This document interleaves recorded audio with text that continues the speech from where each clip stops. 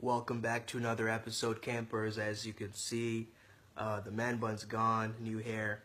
Alright, so in this episode, I will be answering Ron's question, which is, next term I might be taking 5 heavy creatively generative classes. How do you keep creating once you've hit Bedrock at the time? Bedrock. Isn't that where the Flintstones live? Alright, well, let's get into this. Okay, so Stephen Pressfield says that we must do our work for our own sake, right? We can't do it for fortune or attention or applause, which I think is a great place to start. So what motivates you, Ron? What are your core values? Why create it all? These are the questions you have to ask yourself, because it's usually that you have something to say. It's a story, a moment, a symbol, a desire to teach, to learn, to shape society. I mean, these are my answers, but you have to ask this for yourself and really align with it.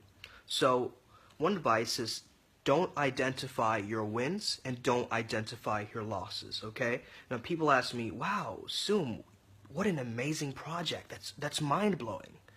What is my response? Oh, thank you so much. I appreciate it. If someone says, wow, Soom, that work was so awful. How much time did you spend on that piece of crap? Thank you so much. I appreciate it.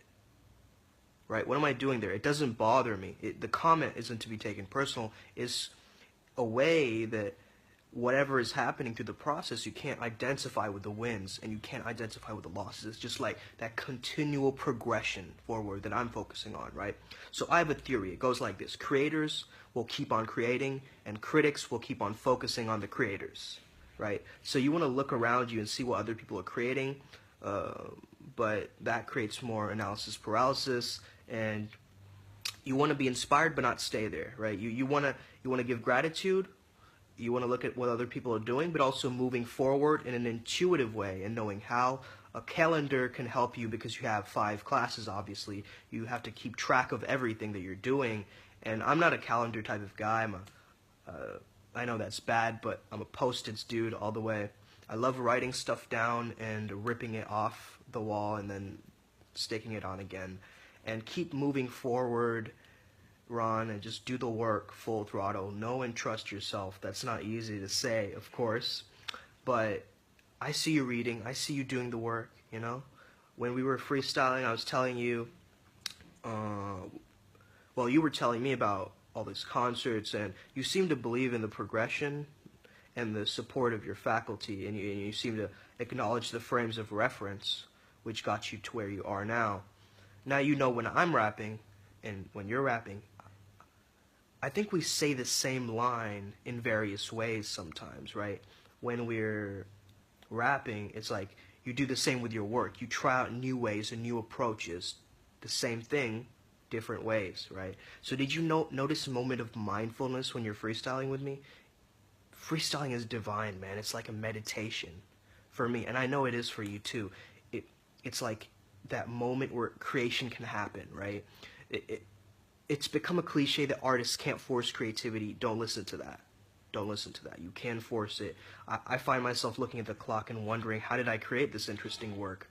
Those moments when you lose track of time are where you create the best work. So creativity is a muscle, so you have to break it down, keep growing with it, right? You're making mistakes and you're learning, and make it a habit to create. Make it fun for you so it doesn't become a chore. You don't want to do chores. Nobody likes doing chores, but we do it anyway, right? You make the task into an experiment. You're in the sand pit again. La la, you're playing. You're having fun, right? That's it. That's what it's about. And most creativity is stifled because of resistance. It's reflexive. It's critical in nature. But any inaction, you're abandoning yourself to resistance. So it's not that complicated. Any action is better than no action. So give your time to think about it. A lot of people sit at rock bottom for a while, making excuses. Oh, why did this happen to me? Oh no. Sure, some people have been dealt a really bad hand. It sucks. I'm just saying that it's up to us how we're going to react to that. We can sit there, we can sob about it, we can create a story, but make up your mind and don't be the type of person who sits at the bottom waiting to be rescued. Don't do that. Start climbing. Start climbing and know you're not alone. Because even some of the world's wealthiest people have lost it all only to get it back again.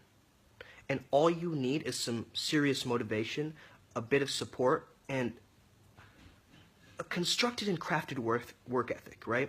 And trust me, if someone out there did it before, which I'm sure some students have, it's Bennington, you're surrounded by creatives, just ask for help. Like really, man, just drop your ego and ask for help, because we're afraid sometimes to ask, but when you do it, you get so much from it. And you see someone killing it in their craft, you can ask them about their process, just like you asked me. Like, this is my opinion. I hope it helps you, what I'm saying. Don't go only by what I'm saying, but ask other artists. What are they constructing? How are they creating? The small wins keep us going. So usually, think about what you're doing and contemplate what needs to be done. And then when the deadline is there, then your mind kind of synthesizes it all together and then work your butt off to get it done in time. So most artists I know have breaks involving coffee and cigarettes. Don't recommend that one. You don't want to have a shorter life expectancy. But I hope that you get some fresh air and give your brain a chance to see a new perspective when difficulties are encouraged. You don't need cheerleaders going, "Yay, Ron, you can do it." You can do that yourself. You can be your own cheerleader in your own mind, okay? You need competitors and comrades. That's who you need. And people whose accomplishments spur you to pursue your own goals with that much more intensity, right?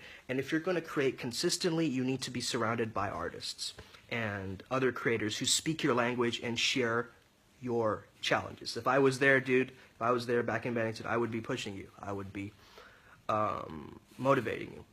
But I'm not, unfortunately. What can you do? I will be back, though. What do you do well? You know, Ron, what sort of a new spin can you put a story on that you've told 100 times before? What new ways can you showcase your existing work?